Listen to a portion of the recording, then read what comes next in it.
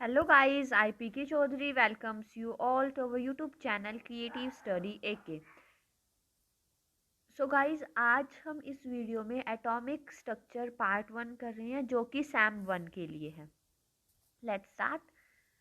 सबसे पहले देखो एटॉमिक स्ट्रक्चर, एटम के स्ट्रक्चर के बारे में हम पढ़ने वाले हैं इस चैप्टर में। एटम कैसे होता है, उसमें क्या क्या प्रेजेंट होता है, कैसे प्रेजेंट होता है, वो सब हम इसमें डिस्कस करने वाले हैं। सबसे पहले अगर मैं बात बताऊं कि एटम, अगर हम एटम की बात करते हैं तो जनरली एक चीज़ हमारे माइंड में अपने आप आ जाती है कि जो एटम है वो किससे बना है, इलेक्ट्रॉन, प्रोटॉन और न्यूट्रॉन। यानी एटम के जो सब एटॉमिक पार्टिकल्स हैं वो कौन होते हैं, इलेक्ट्रॉन, प्रोटॉन और न्यूट्रॉन। ये बात हमें 19 और 20th सेंचुरी में ही बता दी थी, यानी डिस्कवर कर दी थी 19th और 20th सेंचुरी में ये बात। ठीक है, उसके बाद देखो रदरफोर्ड आते हैं। रदरफोर्ड क्या बताते हैं कि जो हमारा पूरा मास है, क्या है, पूरा मास है एटम का, वो क्या है, कंसंट्रेटेड होता है सेंटर में, एटम के सेंटर में, है ना। सेंटर में क्या प्रेजेंट होता है, न्यूक्लियस। उन्होंने ये बात भी बताई। न्यूक्लियस के अंदर हमारे पास प्रेजेंट होते हैं प्रोटॉन और न्यूट्रॉन। ये चीज़ें हमें रदरफोर्ड ने बताई। उसके बाद बोहर आते हैं। बोहर हमें बताते हैं कि स्टेशनरी स्टेट या फिर हम बोल सकते हैं एनर्जी लेवल जो है वो सर्कुलर ऑर्बिट्स में होता है और उसकी एनर्जी की जो वैल्यू है वो क्या होती है, फिक्स होती है। ये बातें हमें बोहर ने बताई। ये जनरल सा इंट्रोडक्शन था, ज़्यादा अच्छे से हम आगे स्टडी करेंगे। सबसे पहले जो हमारे पास टॉपिक है वो है ड्यूल नेचर ऑफ मैटर, है ना। अब मैटर है, मैटर क्या होता है, कोई भी चीज़ जिसकी क्या हो, वॉल्यूम हो या फिर हम बोल सकते हैं मास हो, और वो क्या करे, स्पेस ऑक्यूपाई करे, कोई जगह रोक के अपनी किसी चीज़ को हम कहीं रखे, वो कुछ ना कुछ जगह क्या करती है, ऑक्यूपाई करती है, घेरती है, उसको हम बोलते हैं मैटर। कुछ ना कुछ मास होगा, वेट होगा और वो जगह ऑक्यूपाई करेगा, वो चीज़ हमारे पास क्या होती है, मैटर, है ना। तो सबसे पहले ड्यूल नेचर हमें किसने दिया था, डी ब्रोगली ने दिया था, साइंटिस्ट थे फ्रांस। उन्होंने क्या दिया था, ड्यूल नेचर दिया था। अब ड्यूल नेचर में हमने क्या किया, ड्यूल नेचर का क्या मतलब है, wave nature, wave nature and particle nature, है ना। अगर कोई भी चीज़, पार्टिकल, मटेरियल क्या करेगा, ड्यूल नेचर शो करता है, यानी वेव नेचर भी शो करेगा और पार्टिकल नेचर भी वो क्या करेगा, शो करेगा, उसको हम बोलते हैं ड्यूल नेचर। ओके, सबसे पहले देखो उन्होंने क्या बताया, ऑल द मटेरियल, जितने भी पार्टिकल्स हैं वो क्या करते हैं, माइक्रोस्कोपिक हो या फिर मैक्रोस्कोपिक। माइक्रो का मतलब छोटे, मैक्रो का मतलब लार्ज, जिसका मास ज़्यादा हो। यानी जितने भी पार्टिकल्स हैं, माइक्रोस्कोपिक हो या फिर मैक्रोस्कोपिक हो, वो क्या करते हैं, ड्यूल नेचर शो करते हैं अपने मोशन में, है ना। ड्यूल नेचर शो करते हैं, ये हमें डी ब्रोगली ने बता दिया। मैक्रो का अगर मैं एग्जांपल लूँ, मैक्रो मतलब एलिफेंट हो गया, एनिमल्स लगा लो जिनका मास ज़्यादा है, इवन बॉल भी हम कंसीडर कर सकते हैं। और माइक्रोस्कोपिक क्या है, छोटे छोटे पार्टिकल्स, इलेक्ट्रॉन्स है, प्रोटॉन्स हैं। ओके, उसके बाद हमारे पास है ड्यूल नेचर, किससे कंसीडर है, wave nature and particle nature, यानी इन दोनों के मिक्सचर को हम बोलते हैं ड्यूल नेचर। समझ आ गया। उसके बाद देखो रिप्रेजेंटेशन अगर हम डायग्राम से करेंगे तो पार्टिकल नेचर अलग अलग, मैंने पार्टिकल शो कर दिए, इलेक्ट्रॉन्स शो कर रहे हैं। वेव नेचर में क्या है, एज ए वेव वो मूव करेंगे और वेव के अंदर ही हमारे क्या होंगे, पार्टिकल्स प्रेजेंट होंगे। ओके, समझ आ गया। Wave associated with particle is known as matter wave और डी ब्रोगली वेव। ऐसी वेव जो पार्टिकल से एसोसिएट करेगी, क्या करेगी, ऐसी वेव जिसमें पार्टिकल हमारा प्रेजेंट होगा, उसको हम मैटर वेव भी बोल सकते हैं या फिर डी ब्रोगली वेव भी बोल सकते हैं। समझ आ गई। ये हमने ड्यूल नेचर शो कर दिया कि वेव है और इसके अंदर पार्टिकल्स प्रेजेंट हैं हमारे।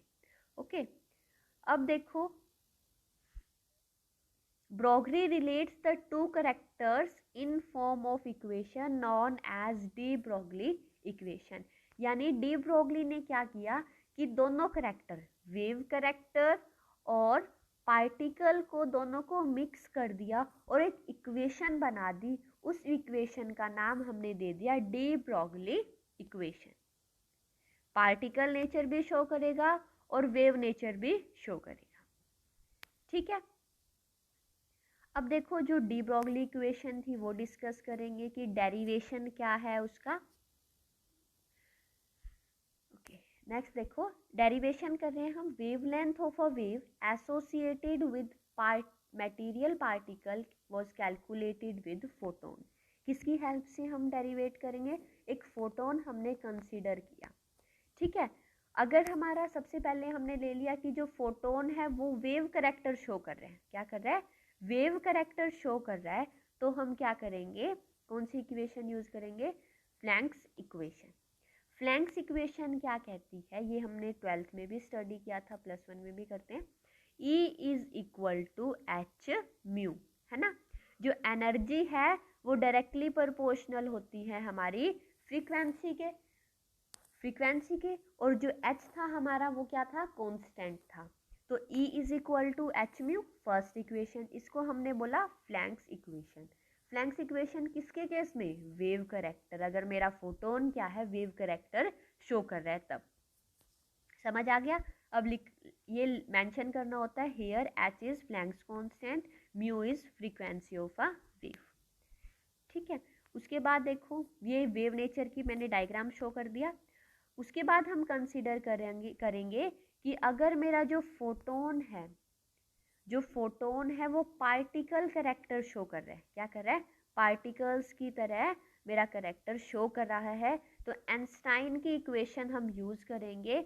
E is equal to mc square. Okay, ये मेरी सेकेंड इक्वेशन होगी. यहाँ जो m है वो क्या है? मास है फोटोन का, और c जो है वो है वेलोसिटी ऑफ लाइट.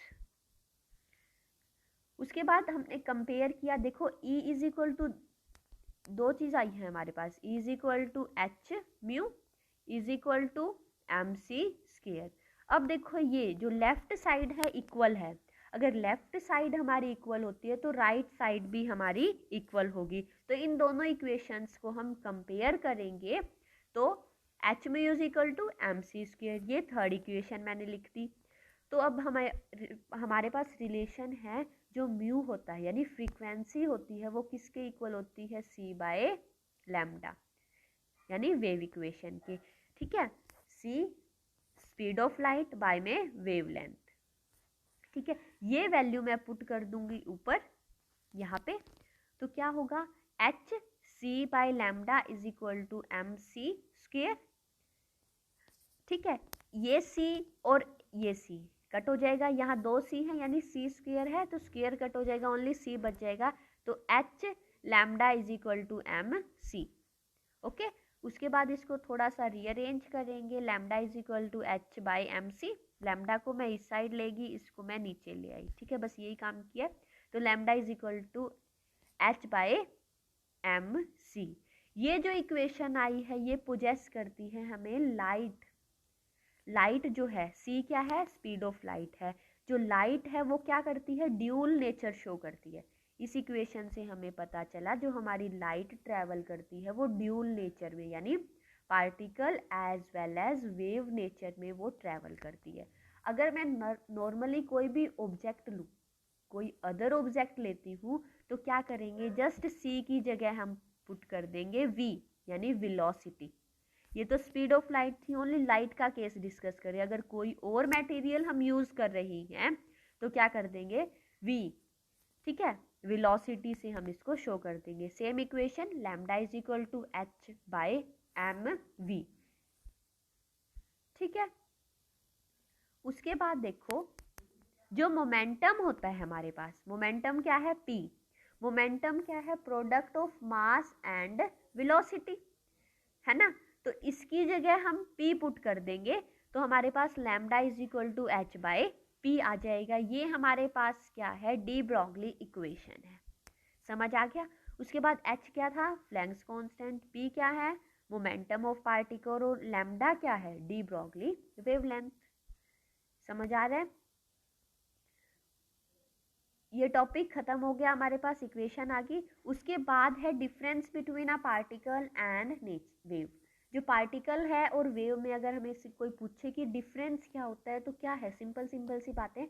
जो पार्टिकल होता है उसकी क्या है, डेफिनेट पोजीशन होती है, वेव की डेफिनेट पोजीशन नहीं होती। वेव क्या करती है, अपने आप मूव करती है, कोई फिक्स पाथ नहीं होता, ठीक है। लेकिन जैसे देखो मैं पत्थर रखती हूँ या मेरी बुक ले लो, बुक रखते हैं तो एक यहाँ बुक रख दी मैंने, तो ये क्या है, इसकी फिक्स पोजीशन है ना, अपने आप तो नहीं हिलेगी, है ना। लेकिन वेव क्या करती है हमारी, फ्रीली मूव करती है, तो उसकी फिक्स पोजीशन नहीं होती, पार्टिकल की फिक्स पोजीशन होती है। उसके बाद देखो,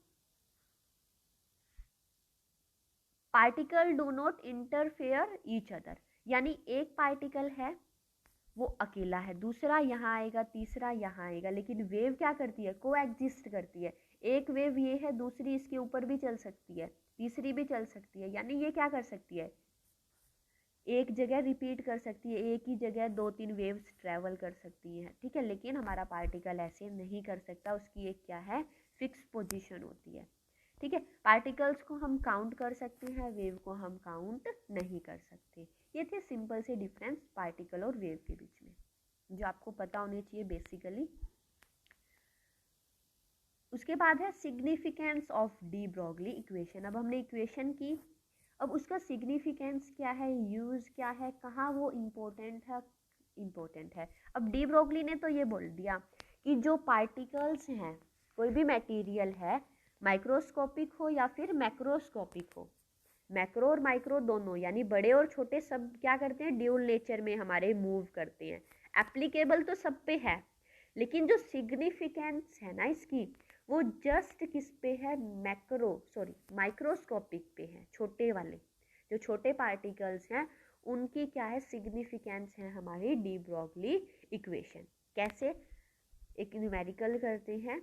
देखो सिग्निफिकेंस हम केस ले रहे हैं सबसे पहले माइक्रोस्कोपिक पार्टिकल्स का।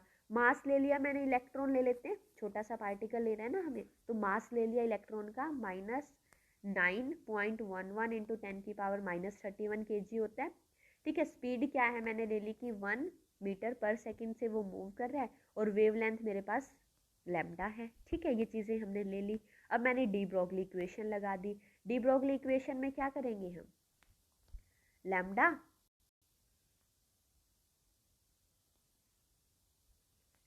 सॉरी एक मिनट बस, ठीक है। अब देखो क्या कर दिया कि हमारे पास क्या था, सॉरी गाइस, जो हमारे पास लैम्डा था, डी ब्रॉगली इक्वेशन लगाई। डी ब्रॉगली इक्वेशन क्या थी, lambda is equal to h/m v, है ना, यही था। तो इसमें वैल्यूज पुट करेंगे। h क्या था, प्लैंक्स कांस्टेंट था, जिसकी वैल्यू होती है 6.62 इंटू 10⁻34। मास जो है 9.11 इंटू 10⁻31, और v क्या है, वेलोसिटी, स्पीड जिसको हम बोलते हैं, वो क्या है मेरी 1 है।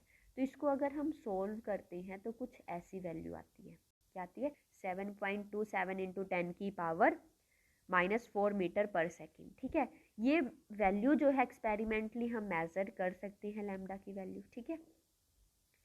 उसके बाद देखो, अगर सेम फॉर्मूला, सिग्निफिकेंस मुझे फाइंड आउट करनी है मैक्रो यानी लार्ज मास पे, बहुत भारी चीज़ पे, भारी चीज़ क्या ले ली, एलिफेंट ही ले लो। मास क्या ले लिया मैंने, 1000 kg। स्पीड सेम है कि 1 मीटर पर सेकंड मूव कर रहा है। वेवलेंथ लैम्डा ले ली, तो lambda is equal to h/mv। h की वैल्यू पुट की, m की वैल्यू पुट की, और 1 की वैल्यू की, तो कितना आया, 6.62 इंटू 10⁻37, जो कि जो लैम्डा की वैल्यू है वो बहुत क्या है, स्मॉल है, बहुत क्या है, -37। आप सोच सकते हो बहुत ज़्यादा क्या है, स्मॉल है। तो यानी जितनी लार्ज चीज़ होगी, मास जितना लार्ज होगा उतनी ही कम वैल्यू होगी लैम्डा की। तो हम लैम्डा की वैल्यू फाइंड आउट ही नहीं कर सकते, डिडक्ट करनी बहुत ज़्यादा डिफ़िकल्ट होती है। इसलिए क्या है, जो डी ब्रॉगली इक्वेशन है वो सिग्निफिकेंस बस माइक्रो के केस में होती है, मैक्रो के केस में नहीं होती। This is the most important question, ठीक है, तो एग्जाम में ये क्वेश्चन आ जाता है, अच्छे से करना। डी ब्रॉगली इक्वेशन प्रूफ करो कहाँ एप्लीकेबल है और उसका सिग्निफिकेंस, तो आपको ये दोनों पोर्शन करके दिखाने पड़ेंगे। ओके, लास्ट में ये लाइन लिख देंगे, lambda associated with elephant is too small, बहुत ज़्यादा छोटी है तो उसको हम डिडक्ट ही नहीं कर सकते। उसके बाद मेरे पास आता है next topic, deviation of Bohr postulate of angular momentum from D Broglie equation. ठीक है, डी ब्रॉगली की इक्वेशन हम यूज़ करेंगे और बोहर का जो एंगुलर मोमेंटम का पोस्टुलेट था एक, वो आगे डिस्कस करने वाले हैं गाइस, वो हम क्या था वो डिराइव करेंगे। उसके लिए हमने क्या किया, कंसीडर कर लिया एक इलेक्ट्रॉन मूव कर रहा है सर्कुलर ऑर्बिट में अराउंड अ न्यूक्लियस। ठीक है, एक इलेक्ट्रॉन है मूव कर रहा है न्यूक्लियस के बाहर सर्कुलर पाथ में, तो ये क्या है, ये कंसीडर कर लिया। ठीक है, एक ये और ये क्या है, कॉन्टिन्यूस फेज में है, लेकिन ये क्या हो गया, डिसकॉन्टिन्यूस फेज में हो गया। ओके, फेज में नहीं है, ये फेज में है, आप ऐसा भी बोल सकते हो। उसके बाद क्या किया मैंने, अगर electron wave in the phase the circumference of orbit is equal to whole number multiple of wavelength. ये आपको याद करना पड़ेगा थोड़ा सा। देखो, इलेक्ट्रॉन है, इलेक्ट्रॉन मूव कर रहा है सर्कुलर पाथ में, ऐसे मूव कर रहा है, अगर वो फेज में मूव कर रहा है, फेज में मूव कर रहा है तो यानी बाहर, ये क्या होती है हमारी चीज, सर्कमफ्रेंस ही बोलते हैं ना, बाहर की आउटर लाइन, जिसको पैरामीटर हम बोलते हैं। ये क्या है सर्कल के केस में, सर्कमफ्रेंस। जो सर्कमफ्रेंस है, सर्कमफ्रेंस क्या होती है, 2πr। ये फॉर्मूला ही होता है गाइस, जो बायो के स्टूडेंट हैं, कि ये क्या है, सर्कमफ्रेंस का फॉर्मूला ही होता है 2πr। ये किसके इक्वल होगा, ये इक्वल होगा होल नंबर, कोई भी होल नंबर n है और उसकी मल्टीप्लाई करेंगे हम लैम्डा के साथ। लैम्डा क्या है, वेवलेंथ है। ठीक है, तो ये इक्वेशन आएगी फर्स्ट। यहाँ से हम फाइंड आउट करेंगे लैम्डा की वैल्यू। लैम्डा क्या है, lambda is equal to 2πr/n। इसको यहाँ ये है, इसको n को मैं इसके नीचे ले आऊँगी तो डिवाइड में आ जाएगा, lambda is equal to 2πr/n। ये मेरी सेकेंड इक्वेशन हो गई। ठीक है, अब देखो जो हमारी डी ब्रोगली इक्वेशन थी वो क्या थी, lambda is equal to h/mv। तो इन दोनों को हम क्या करेंगे, कंपेयर करेंगे। तो कंपेयर करेंगे तो ये हो जाएगा 2πr/n is equal to h/mv। Compare करने के बाद थोड़ा सा रीअरेंज करेंगे। रीअरेंज कैसे किया मैंने, इसको मैं यहाँ लेके गई, n को मैं यहाँ ले गई, बस। ठीक है, अब मुझे रखना है mvr। क्या रखना है, mvr ये रखना है। तो 2π भी मैं इधर ले आऊँगी, तो मेरे पास आ गया mvr is equal to nh/2π। जो v है वो क्या है, वेलोसिटी ऑफ इलेक्ट्रॉन है, r जो रेडियस है ऑर्बिट का, और m जो है मास है। ठीक है, तो हमारे पास mvr क्या होता है, एंगुलर मोमेंटम ही होता है। एंगुलर मोमेंटम है वो किसके इक्वल है, वो इसके इक्वल है, यानी n क्या है, होल नंबर कोई भी, is equal to h/2π। h क्या है, फ्लैंक्स कांस्टेंट है, तो यानी कांस्टेंट के इक्वल हो गया। ठीक है, यही हमें प्रूव करना था, यही एक बोहर का पोस्टुलेट था। ओके, उसके बाद नेक्स्ट टॉपिक है हमारे पास जो इलेक्ट्रोमैग्नेटिक वेव होती है और एक मैटर वेव होती है, उनके बीच में क्या क्या डिफरेंस है। ठीक है, जिसको हम EM वेव भी बोलते हैं, और ये क्या है मेरे पास, मैटर वेव है।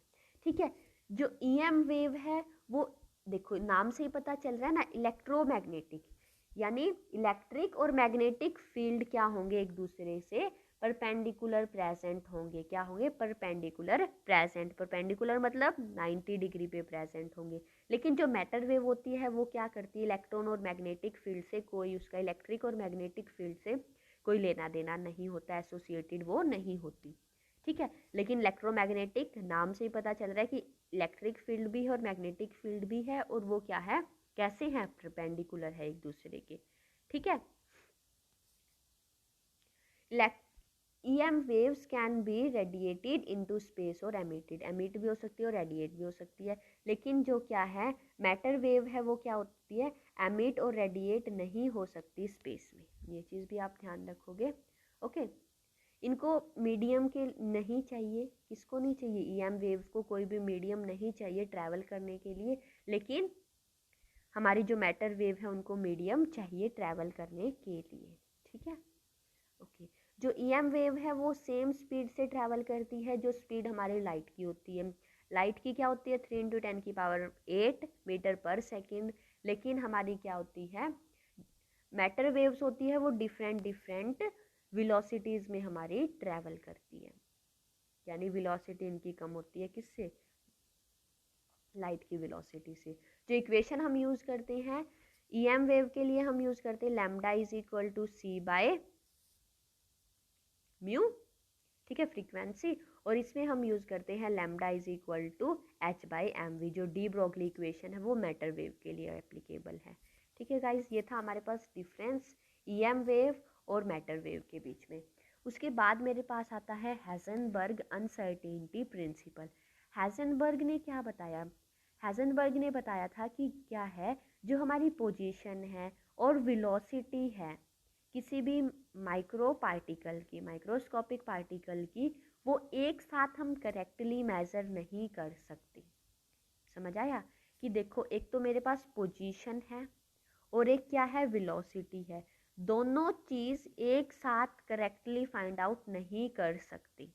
ये चीज़ हमने बताई हमें हाइजेनबर्ग ने। तो प्रॉपर डेफिनेशन अगर हम देखें, it is not possible to measure simultaneously, simultaneously का मतलब होता है एक साथ एक ही टाइम पे, both the position and velocity, या फिर हम मोमेंटम भी बोल सकते हैं mv, ठीक है, of microscopic particle with absolute accuracy.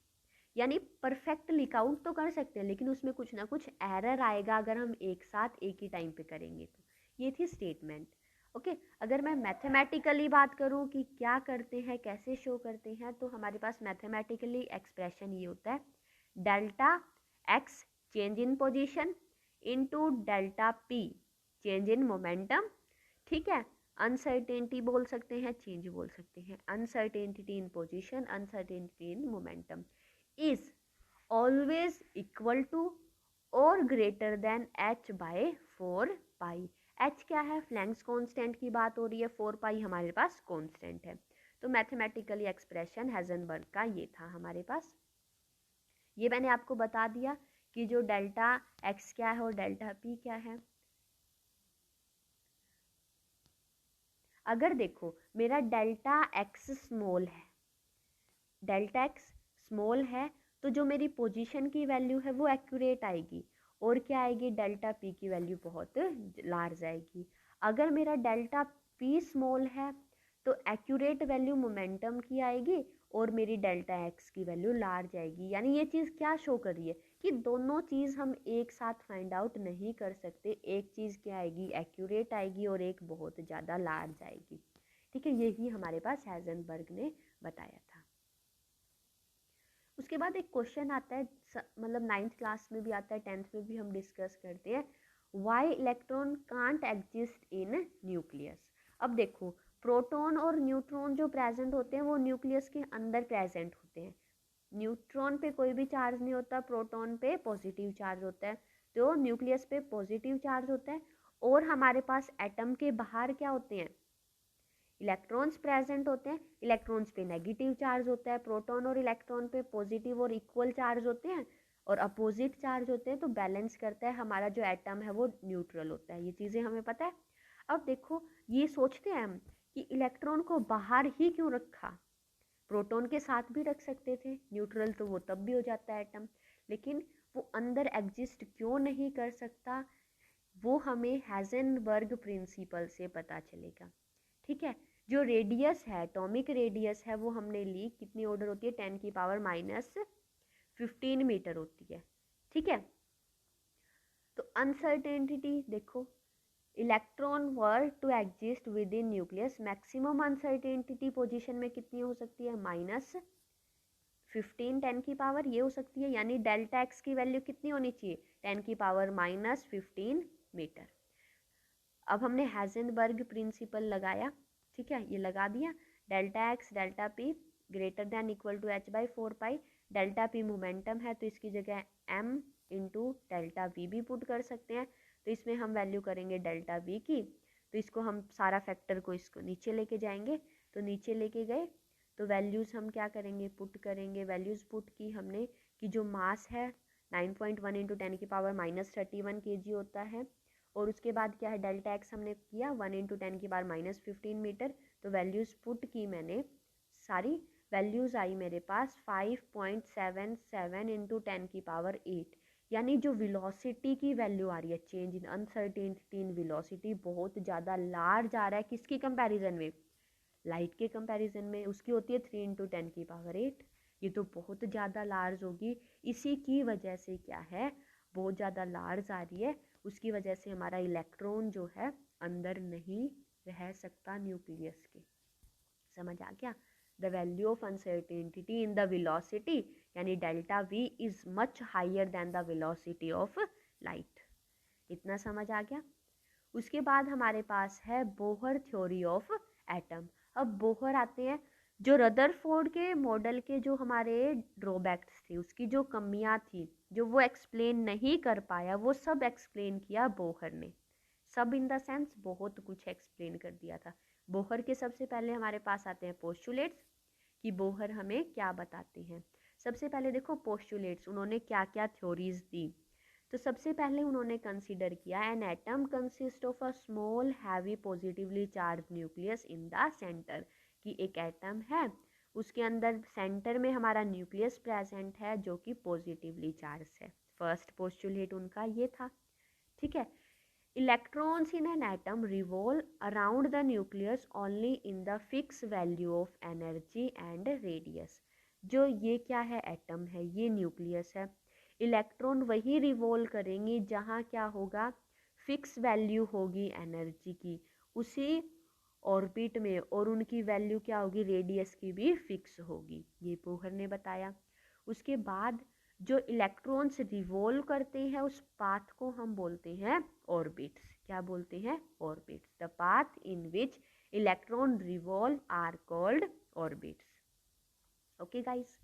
उसके बाद देखो, ये मैंने बता दिया कि इलेक्ट्रॉन बनाया, एक एटम है, उसके डिफरेंट डिफरेंट ये ऑर्बिट्स हैं। इसको मैंने क्या किया, सेंटर में क्या है, न्यूक्लियस। न्यूक्लियस के जो फर्स्ट आया उसको मैंने 1, सेकंड आया 2, 3, और अगर हम बात करें KLMN, ये ऑर्बिट्स के नाम रख दिए। ठीक है, ये बोहर ने बताया था सब कुछ। उसके बाद देखो, the energy of electron in an orbit do not change with time. जो एनर्जी है वो क्या रहेगी, इलेक्ट्रॉन की सेम रहेगी, टाइम के साथ चेंज नहीं होगी। जो चेंज नहीं होता यानी फिक्स है, उसको हम बोलेंगे स्टेशनरी स्टेट। क्या बोलेंगे, स्टेशनरी स्टेट में वो प्रेजेंट है। ठीक है। देखो, इलेक्ट्रॉन्स रिवॉल्व कर रहे हैं, वो स्टेशनरी नहीं है, रुके नहीं है, लेकिन जो ऑर्बिट में, जिस ऑर्बिट में वो फिक्स मूव कर रहे हैं ना, उसकी एनर्जी क्या है, स्टेशनरी है। ये कंफ्यूज मत होना, इलेक्ट्रॉन मूव ही कर रहे हैं, रिवॉल्व कर रहे हैं, बस उनकी जो एनर्जी, ऑर्बिट की जो एनर्जी है वो क्या है, स्टेशनरी है, फिक्स है। ओके। उसके बाद उन्होंने बताया only those orbits are permitted in which angular momentum is whole number multiple of h/2π। ये हमने बात पहले डिस्कस की थी कि कहाँ से आ गया था, डिराइव किया था ना, MVR यानी एंगुलर मोमेंटम, वो किसके इक्वल है, whole number multiple of h/2π। n क्या हो सकता है, 1 2 3। इसी को हम बोलते हैं क्वांटलाइजेशन ऑफ एंगुलर मोमेंटम। क्या बोलते हैं, क्वांटलाइजेशन ऑफ एंगुलर मोमेंटम, इस पोस्टुलेट को। ठीक है, ये एक नंबर में क्वेश्चन भी आ सकता है कि what is quantization of angular momentum, तो आपको बोहर का ये पोस्टुलेट एक्सप्लेन करना होगा। ठीक है गाइस। उसके बाद देखो, नेक्स्ट पोस्टुलेट आता है, फिफ्थ पोस्टुलेट, कि जो एनर्जी एमिट होगी या ऑब्जर्व होगी, कब होगी, यानी एनर्जी में कुछ चेंज आएगा। कब आएगा, जब इलेक्ट्रॉन जंप करेगा एक एनर्जी लेवल से दूसरे एनर्जी लेवल में। ठीक है, एनर्जी इज एमिटेड और observed only when electron jump from one energy level to another. अगर मेरा इलेक्ट्रॉन, देखो ये एटम है, सॉरी ये न्यूक्लियस बना दिया, छोटा बन गया। उसके बाद क्या है, ये एटम की बाउंड्री, ये फर्स्ट है ना, तो 1 हो गया, तो मेरा इलेक्ट्रॉन 1 पे प्रेजेंट है। अब ये जंप करके क्या कर रहा है, नेक्स्ट पे जा रहा है, सेकंड पे गया यानी L पे गया, तो यहाँ आ गया। तो तब इलेक्ट्रॉन यहाँ से यहाँ जंप करेगा, तब एनर्जी में क्या होगा, चेंज होगा। ठीक है, ओके। अगर क्या करेगा, सेकंड से फर्स्ट में आएगा तो एमिट करेगा, एनर्जी का लॉस करेगा, और फर्स्ट से सेकंड में जाएगा, ऊपर जाएगा तो क्या होगा, ऑब्जर्व करेगा, लेगा एनर्जी। ये गाइस समझ आ गया होगा इतना, ठीक है। तो हमारे पास चेंज क्या हो जाएगा, E2 माइनस E1 हम शो कर सकते हैं। यानी इसमें देखो E1 है, यहाँ E1 है, यहाँ E2 है, तो E1 से E2 में जा रहा है तो बड़ी कौन सी है, E2 ना, E2 माइनस E1 हो जाएगा ये भी, ठीक है गाइस। ये एनर्जी का चेंज है। उसके बाद देखो नेक्स्ट क्या है, this higher energy state of electron is called, हाँ एक लोअर एनर्जी से हायर एनर्जी में जाता है इलेक्ट्रॉन तो हम उसको एक्साइटेड स्टेट बोलते हैं।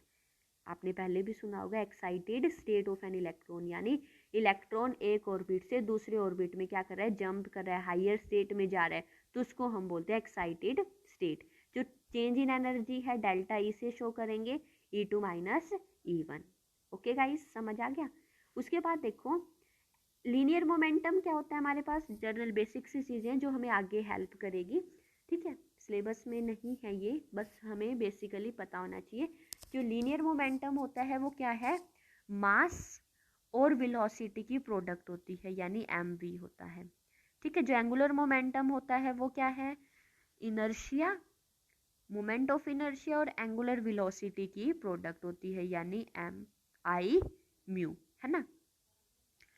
उसके बाद देखो इनर्शिया क्या होता है, पाई आर स्क्वायर, तो इसमें वैल्यूज पुट करेंगे, ठीक है।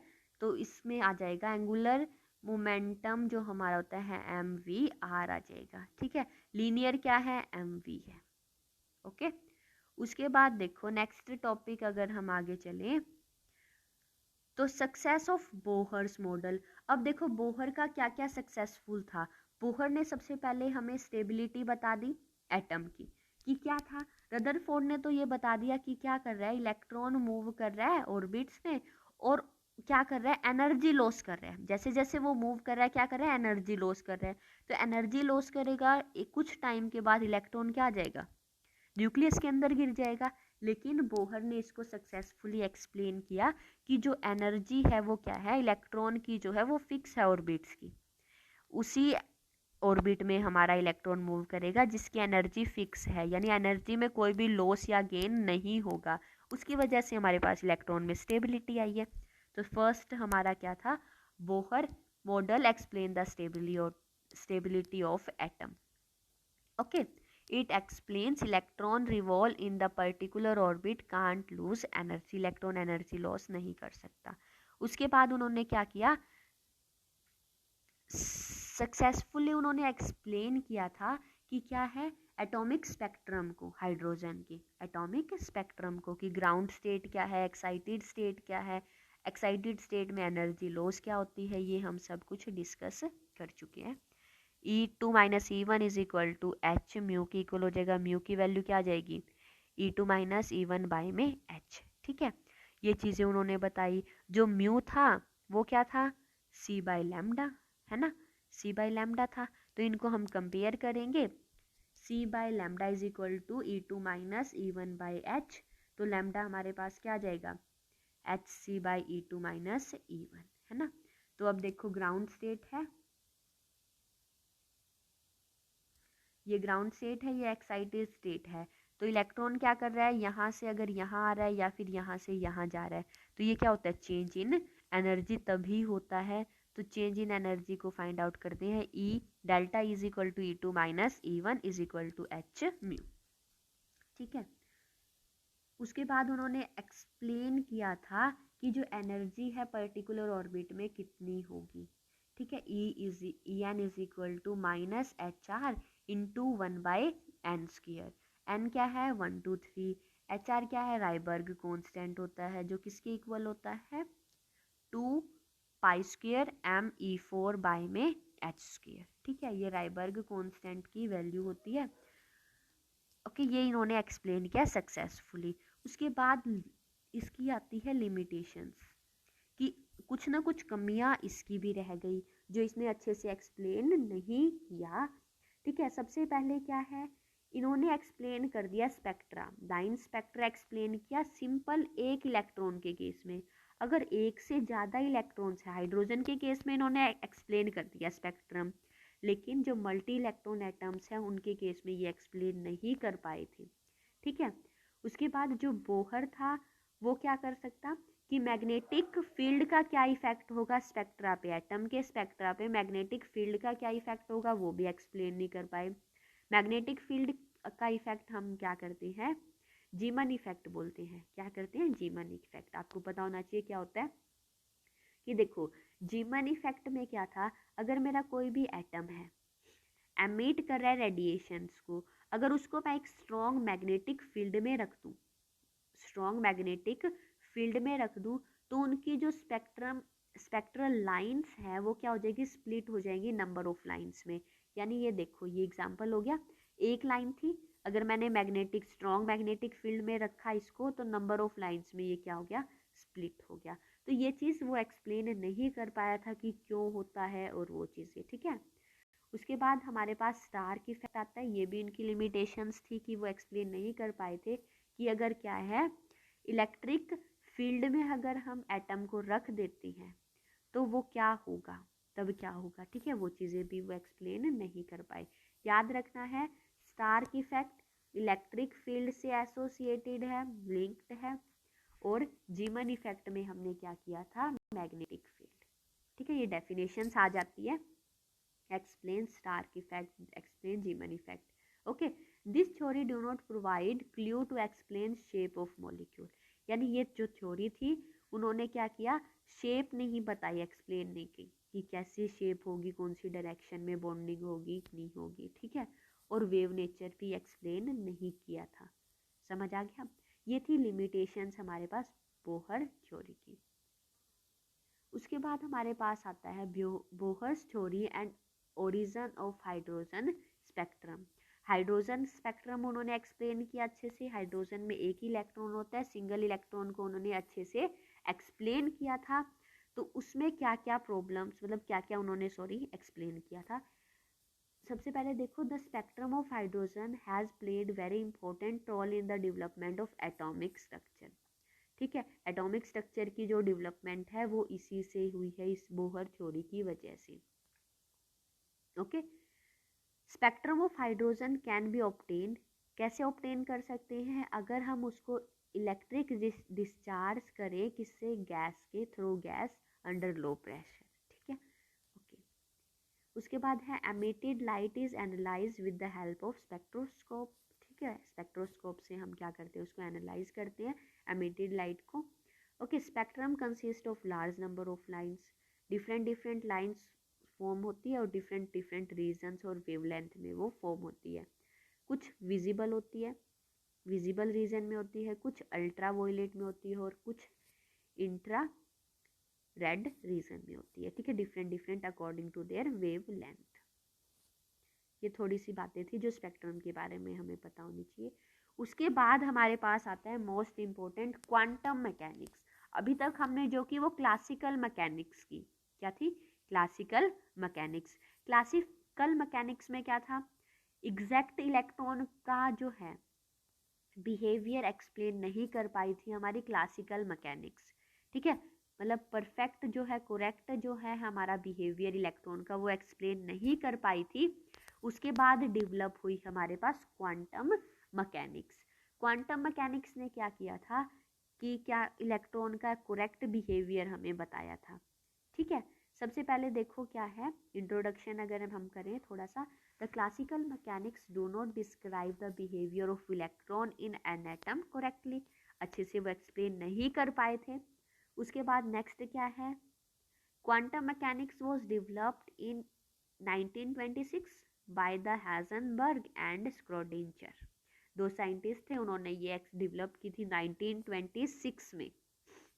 ओके गाइस, उसके बाद क्या है, a model of atom which considered wave particle duality of matter and Heisenberg uncertainty principle। Quantum mechanics ने क्या कंसीडर किया, एक तो सबसे पहले उन्होंने लिया डी ब्रोगली वाला सिस्टम। डी ब्रोगली ने जो बताया था, क्या बताया था, वेव और पार्टिकल नेचर बताया था, यानी ड्यूल नेचर उन्होंने लिया। और सेकंड क्या लिया, हाइजेनबर्ग प्रिंसिपल का यूज किया। क्या किया, Heisenberg principle. This model known as quantum mechanical model of an atom. इसको क्या बोलते हैं? Quantum mechanical model of an atom. दो चीजें ये यूज कर रही हैं साथ में, एक तो हेजनबर्ग और एक डी ब्रोगली वाला कॉन्सेप्ट, ठीक है। उसके बाद हमारे पास आई स्क्रोडिंजर वेव इक्वेशन, ठीक है। स्क्रोडिंजर ने इसको डेवलप किया था 1926 में, और ये क्या करती है, डिस्कस करती है इलेक्ट्रॉन के बिहेवियर को, और मैथमेटिकली अगर हम प्रूव करें तो उसको हम बोलेंगे स्क्रोडिंजर वेव इक्वेशन। उन्होंने क्या यूज़ किया? सबसे पहले डी ब्रोगली वाला आइडिया मैंने बता ही दिया आपको, और एक क्या था, can't determine exact position of electron. ये चीज़ कहाँ से आई थी? हेजनबर्ग प्रिंसिपल से आई थी, ठीक है गाइस। उसके बाद देखो उन्होंने कंसीडर की एक इक्वेशन, क्या कंसीडर की? टाइम इंडिपेंडेंट इक्वेशन उन्होंने कंसीडर की सिंगल इलेक्ट्रॉन के लिए 3D में, ठीक है। तो 3D यानी x axis, y axis and z axis, ठीक है। Curly square psi by curly x square plus ये क्या है, एक्स एक्सिस का ले लिया, ये वाई एक्सिस का, ये जेड एक्सिस का, प्लस क्या कर दिया 8 pi square m by h square e minus v psi is equal to 0, ठीक है। ये तीनों एक्सिस में लिया, ठीक है, ये एनर्जी ले ली, ठीक है। इनको क्या कर दिया, ये पूरी इक्वेशन को हम बोलते हैं स्क्रोडिंजर वेव इक्वेशन। ये क्या है? एक टाइम इंडिपेंडेंट वेव इक्वेशन है सिंगल इलेक्ट्रॉन की 3D में। 3D मतलब x axis, y axis and z axis. अब जो यहाँ है एच क्या हमने यूज किया, सॉरी एम जो यूज किया है वो है मास, ई एनर्जी है, v potential energy, h Planck's constant, और जो हमारे पास साई है वो एम्पलीट्यूड है या फिर वेव फंक्शन हम इसको बोल सकते हैं, ओके। करली square psi by curly x square यानी सेकंड डेरिवेटिव है किसका? साई का विद रिस्पेक्ट टू एक्स। ये क्या है? सेकंड डेरिवेटिव है with respect to y, second derivative with respect to z, okay guys, समझ आ गया होगा। जो फर्स्ट इक्वेशन है उसको हम ऐसे भी लिख सकते हैं, डेल स्क्वायर साई प्लस 8 पाई, बाकी मतलब जो एक्स वाला करली वाला था वो हम इससे शो कर देंगे इनवर्स डेल से, ठीक है। ये हमारे पास सेकेंड इक्वेशन आ गई। उसके बाद देखो फॉर्मूला जो हम डिराइव करेंगे, formula of the Schrödinger wave equation क्या आया? Schrödinger assume that nucleus of an atom is surrounded by vibrating electrons. Electron से क्या कर रहे हैं? वाइब्रेट कर रहे हैं। जर्नल इक्वेशन जो है हमारे पास, साइन इक्वेशन शो करते हैं हम, क्या करते हैं? साइन इक्वेशन हम यूज करते हैं, वो क्या है हमारे पास? ये है psi is equal to a sine 2 pi x by wavelength lambda. ये फर्स्ट इक्वेशन है। ए क्या होता है? Constant, x distance, lambda wavelength, और साई क्या है? Amplitude, okay guys. उसके बाद देखो डबल डेरिवेशन किया, डबल डेरिवेशन करेंगे तो क्या हो जाएगा? D differentiation of psi by differentiation of x with respect to x, a 2 pi x lambda, cos sine का क्या हो जाएगा? कोस 2 पाई एक्स बाय लैम्डा। फिर दोबारा से डबल डिफ्रेंशिएशन करेंगे, एक बार और करेंगे तो डबल है ना, d square psi by d x square is equal to, ये एक है, एक तो ये था ही, ये वाला कांस्टेंट पार्ट लिख देंगे, एक इसका हो जाएगा, और कोस का डिफ्रेंशिएशन हमारे पास होता है माइनस साइन, ठीक है, ये इक्वेशन आ जाएगी। उसके बाद क्या करेंगे हम? इसको सोल्व करेंगे, यानी इनकी मल्टीप्लाई कर देंगे, तो आ जाएगा -4 pi square by lambda square a sine 2 pi x by lambda. ये सेकेंड इक्वेशन आ गई। अब देखो जो फर्स्ट इक्वेशन थी हमारे पास, ये क्या है? Psi is equal to a sine 2 pi x by lambda, है ना, ये है। तो इसकी जगह हम क्या यूज कर देंगे?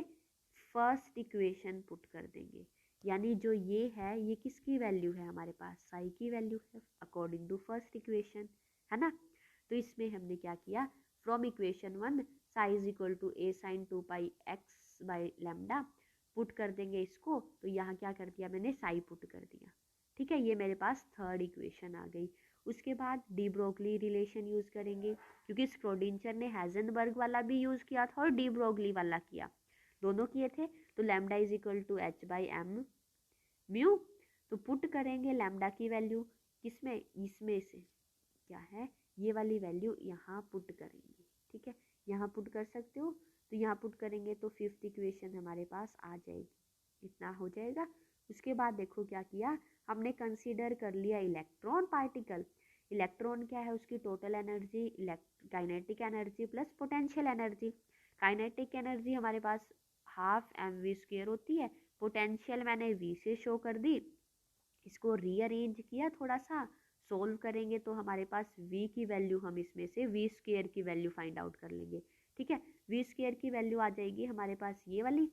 तो इस इक्वेशन को हम पुट कर देंगे ऊपर, कहाँ, v² की वैल्यू हम पुट करेंगे यहाँ पे, इस v² में वो वैल्यू पुट कर देंगे। ठीक है गाइस, तो पुट करने के बाद हमारे पास क्या आ जाएगा, ये इक्वेशन आ जाएगी। इसको थोड़ा सा मैथमेटिकली हम मतलब सोल्व करेंगे तो हमारे पास जो फर्स्ट हमने डिस्कस किया था कि क्या है, x² के विद रिस्पेक्ट में, है ना, x के रिस्पेक्ट में ये इक्वेशन आ जाएगी। ये x एक्सिस के अलोंग है, सेम हम क्या करेंगे y एक्सिस के अलोंग, z एक्सिस के अलोंग। बस क्या चेंज होएगा, यहाँ विद रिस्पेक्ट वाला चेंज हो जाएगा, वहाँ dy² हो जाएगा, z में dz²। और फिर इन तीनों इक्वेशंस को हम प्लस कर देंगे। ये y एक्सिस के केस में आ गई, 9th इक्वेशन z के केस में आ गई। अब उसको हम कंबाइन कर देंगे 7th 8th और 9th इक्वेशन को, तो हमारे पास ये वाली आ जाएगी फाइनल इक्वेशन। इसको हम बोलते हैं स्क्रोडिंजर वेव इक्वेशन। समझ आ गया। उसके बाद देखो जो सॉल्यूशन है स्क्रोडिंजर वेव इक्वेशन का वो क्या है, देखो psi must be single value, single value होनी चाहिए। There is no probability for an electron at any position. ठीक है, सिंगल वैल्यू होगी, एक इलेक्ट्रॉन एक ही जगह प्रेजेंट हो सकता है, बहुत सारी जगह या सेम अलग अलग जगह पे सेम इलेक्ट्रॉन प्रेजेंट नहीं हो सकता, यानी साई की वैल्यू एक सिंगल वैल्यू होनी चाहिए, फाइनाइट वैल्यू होनी चाहिए। ठीक है, continuous must be continuous at the all the point in the space, continuous होना चाहिए और नॉर्मलाइज्ड होना चाहिए। नॉर्मलाइज्ड मतलब प्रोबेबिलिटी जो फाइंडिंग इलेक्ट्रॉन की वो क्या है, मस्ट बी 1, पूरी स्पेस में 1 होनी चाहिए। ठीक है, नॉर्मलाइज्ड का मतलब वैल्यू 1 होनी चाहिए इलेक्ट्रॉन को फाइंड आउट करने की। Psi must become 0 at infinite, infinite पे क्या होगा, लार्ज डिस्टेंस होएगा, तो वो क्या हो जाएगा, साई की वैल्यू स्मॉल स्मॉल होती रहेगी, स्मॉल होएगी यानी 0 हो जाएगी। ठीक है, अगर डिस्टेंस इंक्रीज करेगा साई की वैल्यू डिक्रीज करेगी। तो इन्फानाइट की बात कर रहे हैं, तो इन्फानाइट अगर हमारा डिस्टेंस है तो साई की वैल्यू 0 हो जाएगी। ठीक है गाइस, उसके बाद देखो सिग्निफिकेंस है हमारे पास साई और साई² में। साई जो है वो एम्पलीट्यूड इलेक्ट्रॉन का हमें बताता है, जिसको वेव फंक्शन बोलते हैं। ये हमें इंटेंसिटी बताती है इलेक्ट्रॉन के एट एनी पॉइंट। ठीक है, साई² हमें क्या बताए, intensity of N electron at any point. Sai का हमारे पास कोई फिजिकल मीनिंग नहीं होता, लेकिन साई² का फिजिकल मीनिंग है हमारे पास। ठीक है, ये हमें प्रोबेबिलिटी ऑफ फाइंडिंग इलेक्ट्रॉन नहीं बताता। जो साई है अकेला वो क्या है, एक एम्पलीट्यूड वेव फंक्शन रिप्रेजेंट करता है बस। इलेक्ट्रॉन कहाँ ज़्यादा मिलेंगे वो चीज़ हमें नहीं बताता, लेकिन प्रोबेबिलिटी साई² जो है वो probability density of finding electron हमें बताता है कि मैक्सिमम प्रोबेबिलिटी कहाँ है इलेक्ट्रॉन को मिलने की, कहाँ हमारा मैक्सिमम इलेक्ट्रॉन हमारे पास मिलेगा। ठीक है, वो बताता है। और साई की वैल्यू पॉजिटिव नेगेटिव इमेजनरी हो सकती है, लेकिन साई² की वैल्यू हमेशा क्या होती है, 0 होती है। ओके गाइस, समझ आ गया। उसके बाद क्या है जो हमें याद रखना है थोड़ा सा, कि क्या है, अगर मेरा साई² स्मॉल है तो इलेक्ट्रॉन फाइंड आउट करने की प्रोबेबिलिटी भी लो होगी, अगर साई² लार्ज है तो प्रोबेबिलिटी भी लार्ज होगी। ठीक है, उसके बाद हमारे पास कॉन्सेप्ट आता है next, concept of orbitals. Orbitals क्या है और ऑर्बिट क्या है, इनके बीच में डिफरेंस क्या है। ऑर्बिट जो है वो well defined circular path around the nucleus in which electrons revolve.